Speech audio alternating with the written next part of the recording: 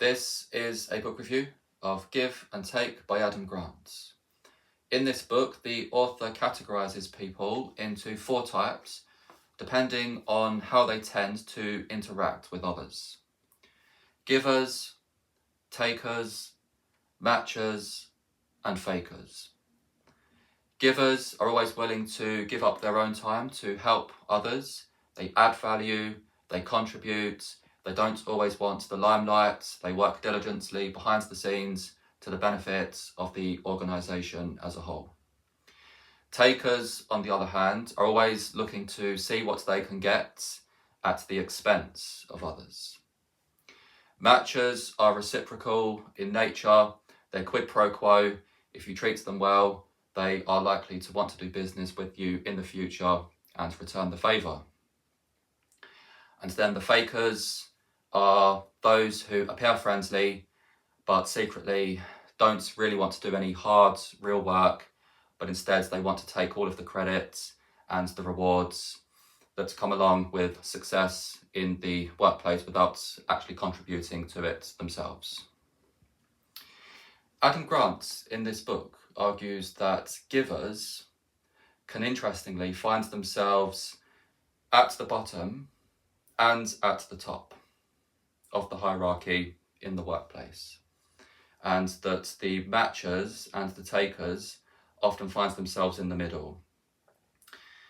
Givers can often find themselves at the bottom because in excess they can become doormats and people can take advantage of their good nature.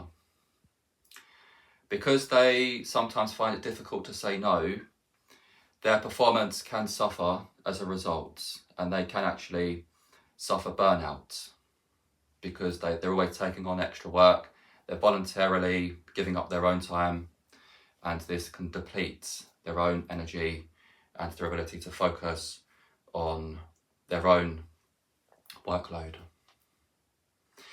But interestingly, being a giver can pay off in the long term. And the reason for this is givers often help the matchers, and the matchers often share information, they work with them, they help them do the things that they're not necessarily good at, and so they build excellent rapport and interpersonal relationships, which over time help them to get promotions and to be appreciated within the workplace.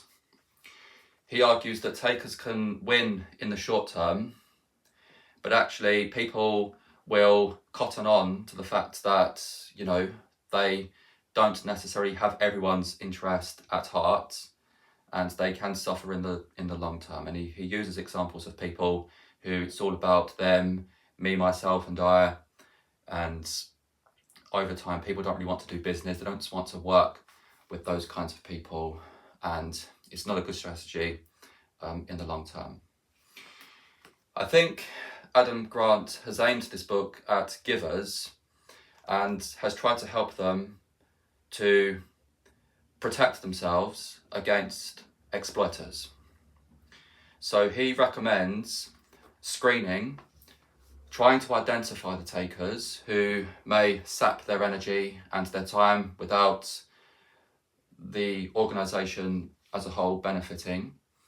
And he's also recommended building boundaries so that they're more able to actually give to the organisation. He's given many stories, different people in different fields, different organisations, different types of workplace, and it's an excellent read. He brings in a wide array of knowledge from different areas. He talks about game theory in one particular chapter and how it points in the direction of generosity, goodwill, giving, looking for win-win types of situation.